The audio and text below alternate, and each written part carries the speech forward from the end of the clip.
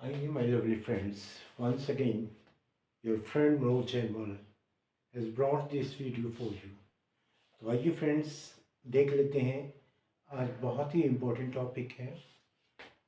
सबसे पहले आप इस 5 सेंटेंसेस को पढ़ लीजिए, उसके बाद हम इसके ग्रामेटिकल रूल्स पे चलेंगे, किस प्रकार से दिए हैं फ्रेंड्स। यहाँ देखिए, सबसे पहले फ्रेंड्स है लविंग इज लिविंग।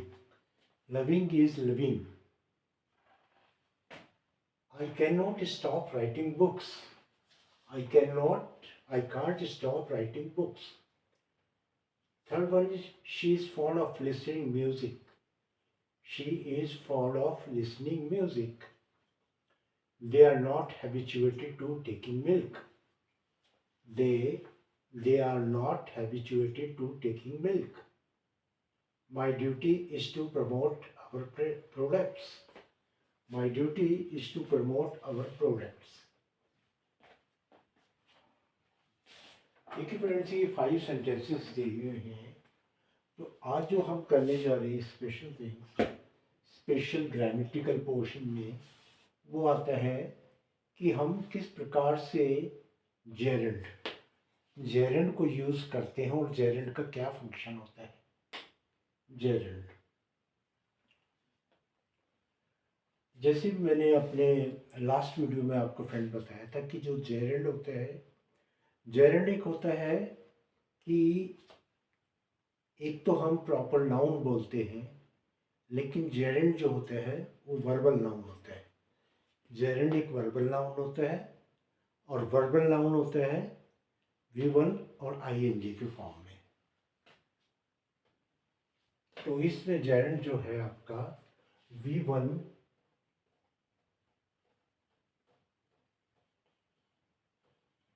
ING के फॉर्म में होता है। ये जेरेंड की पहचान होती है कि जेरेंड V1 और ING के फॉर्म में होता है।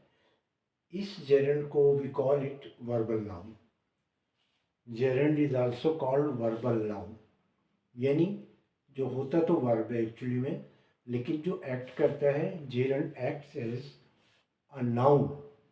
Gerund acts as a noun in the sentence, लेकिन in fact it is a non finite verb. It's a non finite verb. अब जो नॉन फाइनाइट वर्ब आपको पहले भी बता दिए फ्रेंड्स कि नॉन फाइनाइट वर्ब और सच verbs which do not change with the changes tense। तो अब देख लीजिए किस किस तरीके से काम करेंगे। देखिए, वो सच है loving is living. Loving is living इसका मतलब है प्यार करना ही जीना है। प्यार करना ही जीना है। तो इसका मतलब ये हो गया कि जो इसके बाद पहला डायरेक्ट जो ऑब्जेक्ट आ रहा है वो आ रहा है लिविंग, यानी लिविंग क्वालिफाई कर रहा है इसको। तो इसका मतलब ये हो गया फ्रेंड कि ये जो लविंग है इज इक्वल टू लिविंग। तो यहाँ जो ये जेरेंड है, this is called gerund. Loving is living means यहाँ ये जो जेरेंड है ये काम कर रहा है सब्जेक्ट कॉम्प्लीमेंट का। यहाँ ये जो काम कर रहा है सब्जेक्ट कॉम्प्लीमेंट का। आप कह सकते हैं लविंग इज लिविंग। तो इसका मतलब लविंग इक्वल टू लिविंग, प्यार करना ही जीना है। एक ही हम प्रोवर्ब्स में कहते हैं कि प्यार करना ही जीना है। ठीक है फ्रेंड्स, प्यार करना ही जीना है। तो यहाँ ये जेरेंड फॉर्म में आ रहा है सब्जेक्ट कॉम्प्लीमेंट के रूप में। यहाँ ये आ रहा है सब्जेक्ट कॉम्प्लीमेंट।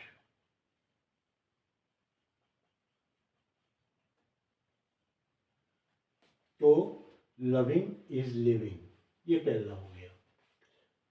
अब यह देख लीजिए, यानी we have use gerund as a subject complement. हमने यहाँ क्या यूज किया जेरेंड को? सब्जेक्ट कॉम्प्लीमेंट यूज किया। अब आप देख लीजिए, I can't stop writing books. Can't is a contraction form. तो ये कह रहा है I can't stop writing books कि मैं मैं बंद नहीं कर सकता, मैं किताबें लिखना बंद नहीं कर सकता, मैं किताबें लिखना बंद कर नहीं सकता। तो इसमें फ्रेंड देखिएगा दो चीज़ इम्पोर्टेंट है कि जो मेन वर्ब है वो है स्टॉप। आई कैंट की मॉडल है, कैंट मतलब नहीं सकता, स्टॉप मतलब रुक नहीं सकता या बंद नहीं कर सकता। राइटिंग बुक्स, क्योंकि ये है, अब यह जो राइटिंग बुक्स है यहाँ ये नाउन का काम कर रहा है, क्योंकि मेन वर्ब तो ये होगी आपकी stop main verb. Now this writing books is a noun, यहाँ हम इसको ट्रीट कर रहे हैं नाउन, और जो कि जेरेंड की फॉर्म है। यहाँ यह होगा बुक लिखना, जो इसकी हिंदी बनेगी यह होगी बुक लिखना। तो I can't stop writing books, यहाँ ये जो जेरेंड का काम कर रहा है, यहाँ ये ऑब्जेक्ट का काम कर रहा है। I can't stop writing books, I can't stop writing books. तो यहाँ आपको समझ, hopefully you have understood this.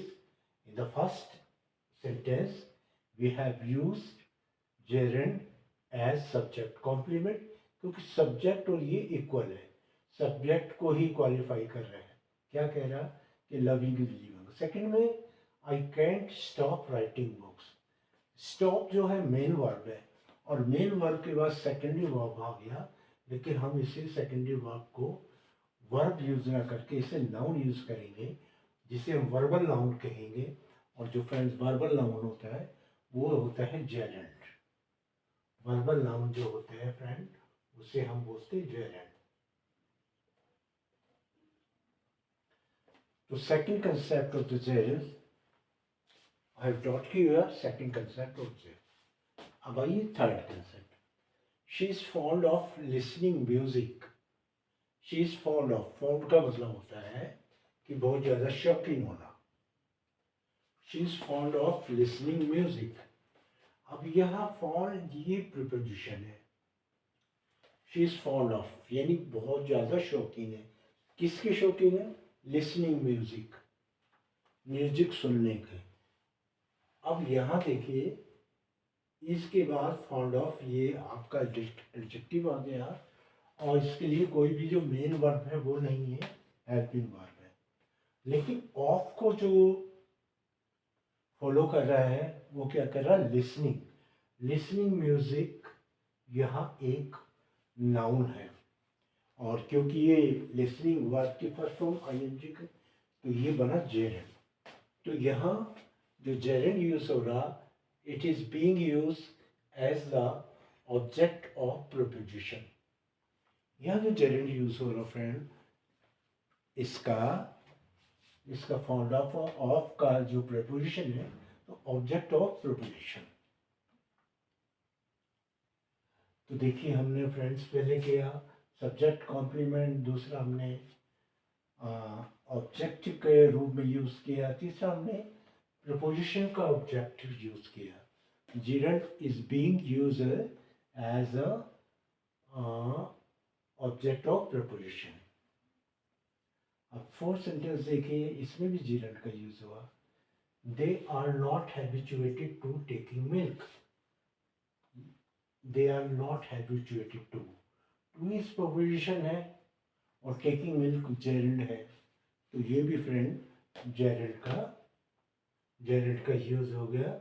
Habituated, वे दूध पीने के आदी नहीं है, उन्हें दूध पीने की आदत नहीं है, उन्हें दूध पीने की आदत नहीं। ठीक है फ्रेंड, तो इसमें हैबिट को शो कर रहा है, और हैबिट को क्या शो कर रहा है भाई?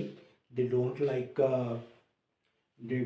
टू टेक मिल्क, और they don't like having milk, so they are not they are not in the habit of taking milk। तो यहाँ they are habituated to taking milk। hopefully you might have understood this one। तो fourth चीज हमने बताया। अब देखिए, my duty is to promote our products. ये my duty को क्वालिफाई कर रहा। माई ड्यूटी क्या है? To promote our products. यहाँ एक चीज़ बड़ी डिफरेंट आपको नज़र आएगी कि इसमें हमने जेरेंट का यूज़ किया, इसमें हमने जेरेंट का यूज़ किया, ये भी जेरेंट का यूज़ है, ये भी जेरेंट है। लेकिन यहाँ my duty is to promote our product, तो यहाँ जो ड्यूटी को क्वालिफाई करा टू प्रमोट अवर प्रोडक्ट, यानी मेरी ड्यूटी क्या है? मेरी ड्यूटी है कि इस प्रोडक्ट को प्रमोट करें।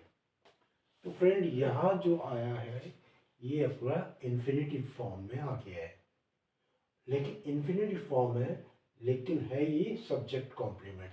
क्योंकि अगर वो कहते हैं what is your duty, so my duty is to promote our product, my duty is to promote our products. Hopefully ये भी, तो इस केसेस में फिर हम कहेंगे ये जो है ये सब्जेक्ट कॉम्प्लीमेंट का काम कर रहा इन्फिनिटिव। यहाँ ये क्या कहलाएगा? इन्फिनिटिव। और इन्फिनिटिव क्या कहलाएगा? Subject complement. बेसिकली इन्फिनिटिव में क्या होता है फ्रेंड? ये भी टू और वर्ब की फर्स्ट फॉर्म होती है तो इन्फिनिटिव होता है। और इन्फिनिटिव भी आपका नॉन फाइनाइट वर्ब होता है। आप फ्रेंड देख लीजिए मेरे पिछले वीडियो में इन्फिनिटिव को डिटेल में बताया गया और उसमें तो आप वो भी जाके देख सकते हैं। तो यहाँ तक इतना ही जो हमने आज यूज़ किया है फ्रेंड, वो जेरेंड को बेसिकली, ये जेरेंड है, ये भी जेरेंड है, राइटिंग बुक्स, लिसनिंग म्यूज़िक, ये प्रपोजिशन का ऑब्जेक्ट है, हैबिचुएटेड टू टेकिंग मिल्क, ये भी प्रपोजिशन का ऑब्जेक्ट है। फिफ्थ सेंटेंस में ये भी सब्जेक्ट कॉम्प्लीमेंट है, लेकिन इन्फिनिटिव फॉर्म में ये सब्जेक्ट कॉम्प्लीमेंट है। ये सब्जेक्ट कॉम्प्लीमेंट है, ये ऑब्जेक्ट है जेरेंड, ये ऑब्जेक्ट ऑफ प्रोपोजिशन है, ये ऑब्जेक्ट ऑफ प्रोपोजिशन है, और यही फिफ्थ सेंटेंस में इन्फिनिटिव है friends. So hopefully please watchful this video, share and subscribe my channel. Thank you very much.